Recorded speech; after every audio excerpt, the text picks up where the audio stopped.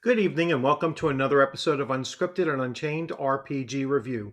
I am Castle Keeper Bloodworth, and as you can see by the graphics, this morning's video is going to be Castles and Crusades, a class spotlight on the Bard.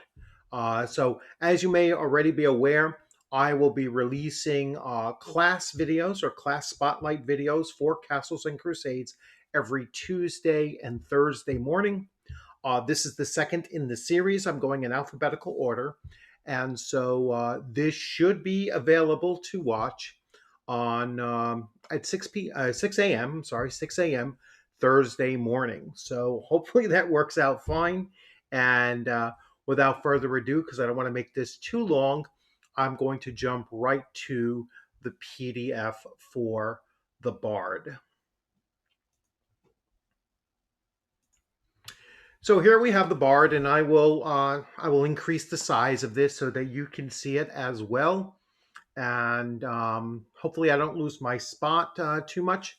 So the Bard is a charisma-based attribute character class. Every age and people has a voice. That voice finds its measure in story expressed in legend, tale, song, poem, battle cry, or speech.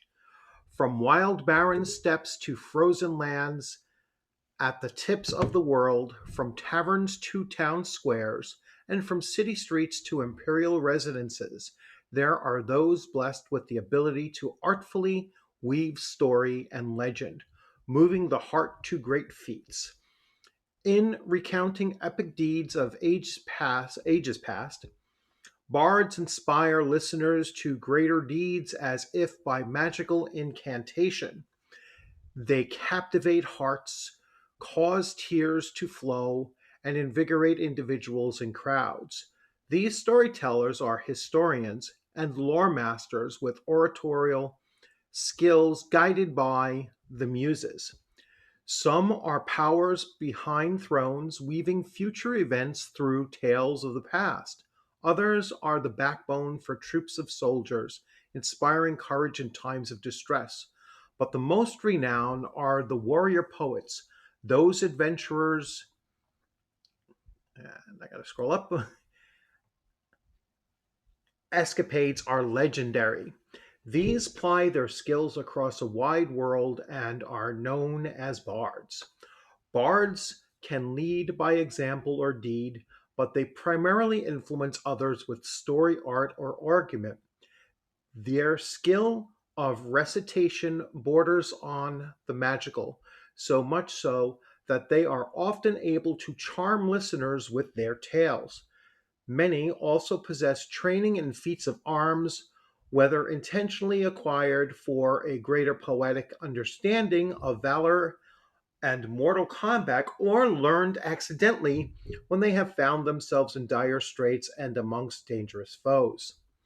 Bards possess artistic skills that are needed to convince an audience that what they see, sorry, is more than what is shown. They gain access to the various strata of society, both low and high, walking among them to acquire knowledge and power.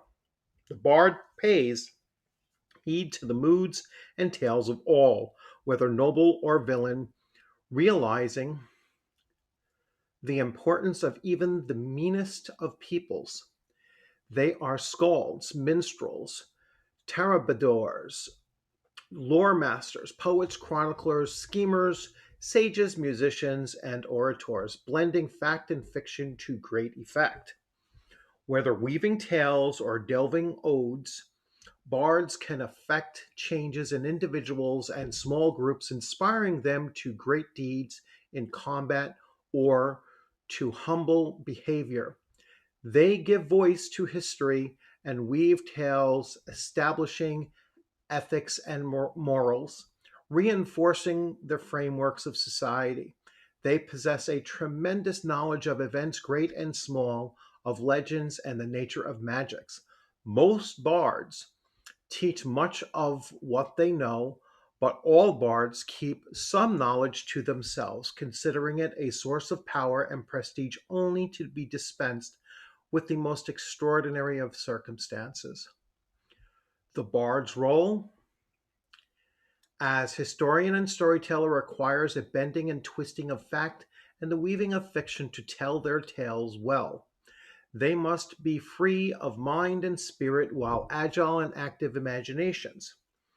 Bards are not bound by the often moribund and strict interpretations of academics and others who depend on the separation of fact and fiction.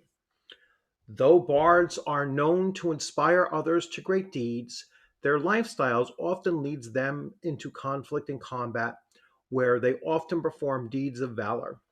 In life, they prefer not to be encumbered by worldly goods. They rarely take up permanent residence and are generally ready to move on. Usually, their most prized possessions are the instruments they carry, scrolls with great tales writ upon them, or items to which they have attached great value and through which they recall legends and tales. Bard's abilities. So, decipher script is an intelligence based ability. Bards often need to decipher and interpret legends and secret writings to acquire more knowledge. This ability allows the bard to decipher writing in an unfamiliar language, a message written in an incomplete or archaic form, or a message written in code. If the check succeeds, the character understands the general content of the piece of writing. It takes 10 minutes to decipher each page of script. A decipher script check may be made only once per writing. A bard may use this ability to decipher and then use an arcane scroll as a wizard or illusionist would. If a successful check is made at a penalty of -10, this ability may not be used to decipher divine scrolls. Okay, so far we have their ability to read and decipher um, unknown languages, archaic languages, fragments of languages, and such, as well as scrolls of the wizard or illusionist making. All right. Next is Exalt. This is a charisma based ability. This is the bard's ability to inspire companions and listeners, allowing them to surpass their normal level of performance. Some bards invoke this ability through song and music, while others do so through oration, battle cries, or sheer acting and demeanor. With a successful attribute check, a bard can help allies succeed at a task. The allies get a +2 bonus on any action requiring an attribute check, including class ability checks, saving throws, and standard attribute checks. This ability does not affect attack rolls. The allies must be able to see and hear the bard and must be within 60 feet. The castle keeper may rule that certain use of the ability are infeasible. The bard can use this ability once per day per level and can maintain the effect for a number of rounds equal to the bard's level. So it's not super effective at first level, obviously, but it is a better than it's a group buff, so a +2 to any of their actions that require attribute checks other than combat or other than attacks in particular. So that's really useful. So it rises to +3 at level 6, +4 at level 12, and +5 at level 18.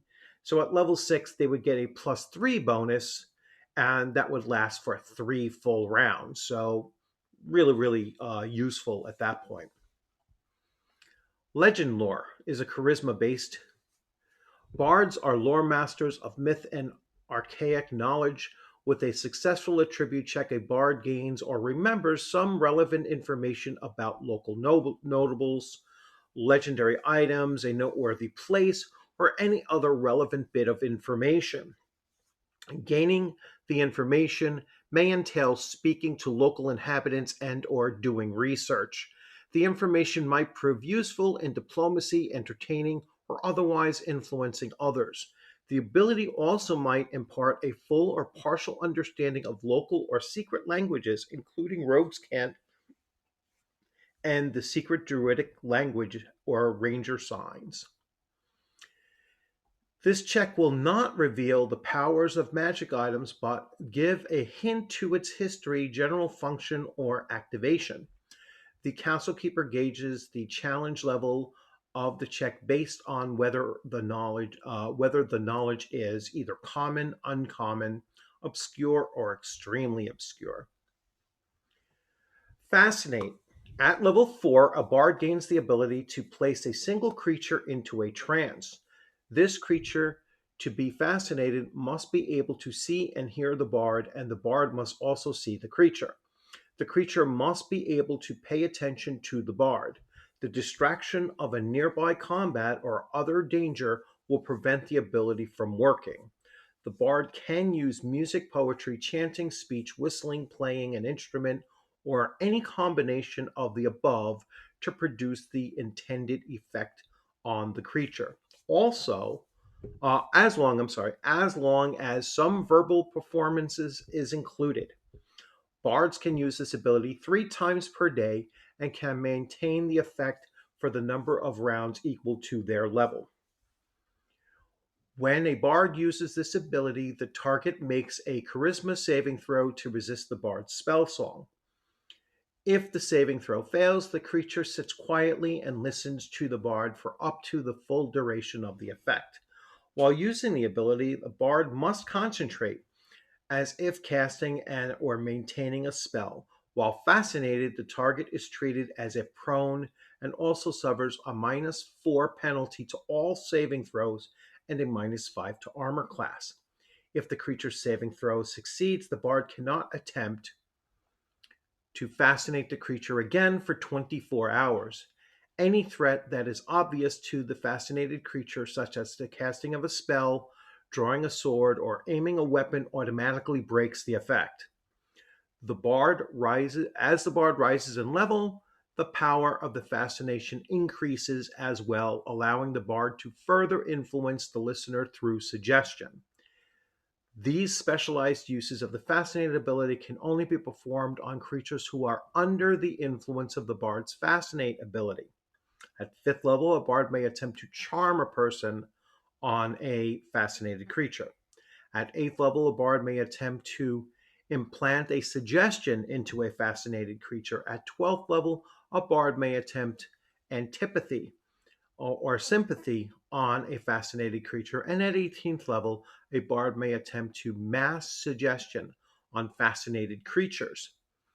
In each case, the creatures receive a saving throw to attempt to resist the spell song. As the bard gains experience, the number of creatures that can be affected by the fascination or one of its special uses increases. The number of creatures is equal to 2 fewer than the level of the bard. For example, a level 4 bard can fascinate 2 creatures, 6, 4, 12, and so on, 10, and so on. Exhort greatness. At 9th level, a bard can inspire greatness in one other creature. For every 2 levels the bard attains beyond 9th level, the bard can inspire greatness in an additional creature. To inspire greatness, the bard must use song, poetry, or some sort of oration. The creature to be inspired must be able to hear the bard and must be within 30 feet or the effect for the effect to take place. The creature inspired with greatness gains temporary hit points and attack bonuses for as long as the bard is within hearing and the bard continues to sing or orate. These effects last for 1 minute or 6 rounds at 9th level, and the duration increases by 1 additional round for every level beyond 9th. The creature can move out of the 30-foot radius once the exhortation has begun, but it must still be able to hear the bard at all times. The target creature gains a +2 bonus to all to hit rolls and gains temporary hit points as if 2 hit dice or levels higher. Applying the creature's constitution modifier, if any, to each bonus hit point die roll. See the combat section for detailed explanation of temporary hit points. Okay, so once again, so here's the basic attributes of a bard. So their prime attribute is charisma. Their hit dice are a D10, which is kind of surprising. Big difference from D&D or AD&D. Their alignment is any. Their weapons are pretty extensive. I mean, from broadsword to bows, clubs, darts, hand axes, javelins, long swords, rapiers, scimitars, short swords, sling spears, and staffs, armor. They can wear breastplates, chain shirts, whatever that is, Greek ensemble, hide, laminar, leather coats, padded ringmail, or studded leather. Their abilities are, again, decipher, script, exalt, legend lore, fascinate, exhort, greatness. And here is their level distribution. So they gain a basic to hit of +1 at level 2, +2 at level 3, +3 at level 4.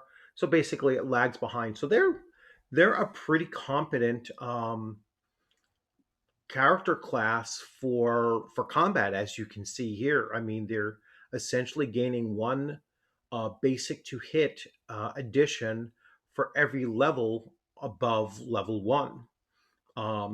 So that's pretty significant. Definitely the warrior poet is seen in this. So that's pretty neat. So I certainly like this bard more so than the bard that is in AD&D first edition, or probably later editions as well. Um, I like it because you don't have to mess around with spells and or they don't have the abilities of other character classes other than the ability to read scrolls for wizards and illusionists, but and the ability to cast them. So bards aren't glorified rogues or thieves. They're not quite warriors either, and their specific abilities are really, I think, is the gathering of information. They might be the perfect liaison between an adventure party and wherever they're looking for adventure. Whomever they're looking to contact or find out about these things, and certainly that's how I am going to use the bard in my upcoming campaign. Uh, the bard is going to actually be played by the OGGM, and so I'm hopeful that I'm sure he will see this video and see going through it if he hasn't already read about the bard himself. But yeah, he's going to play a big role in gathering information uh, for the rest of the party to make their next steps in seeking adventure and seeking treasure, which is kind of what they're basically going to be, like a treasure hunters kind of thing for the crown. That's where it's kind of leaning towards. The campaign, at least initially, that's where it's going to start off with, and they'll see where they take it along with them. So I hope you like this video. As always, if you hadn't subscribed, please consider subscribing. Give the video a thumbs up if you enjoyed it. Any questions or comments or anything like that, leave that in the comments section. Um, I look forward to seeing you on a gaming screen sometime soon, or at a live event. I will be going to one later on this month in about 12 days, or actually 9 days. In 9 days, I'm going to Rising Phoenix Con in Massachusetts, and really looking forward to that. So, and I will be bringing my white box set of Castles and Crusades with me in case I need to throw together a pickup game at one of the vacant tables. So, as always, keep on playing out there, stay safe out there, enjoy yourselves, keep on gaming, and take a look at Castles and Crusades if you haven't had the opportunity to. You can get the Player's Handbook for free on Troll Lord Games website. You just go to players or player handbook under Castles and Crusades, and you will see the PDF is there for free. And that's all that you need in order to play in Castles and Crusades. And if you're looking to run as a castle keeper, you'll need the player handbook and the Monsters and Treasures book. That's all. So just two books if you're looking to run it, just one book or one PDF if you're looking to play it. So, and like I said, you can play it for free. So you don't get a better entry to just high quality game mechanics and writing and awesome art. And you will certainly not regret giving this game a chance, especially at a cost of free. You really can't beat that. So thanks for joining, and have a great rest of your evening. I'm getting ready to start up my AD&D First Edition campaign in about an hour. So all of you have a good rest of your evening as well.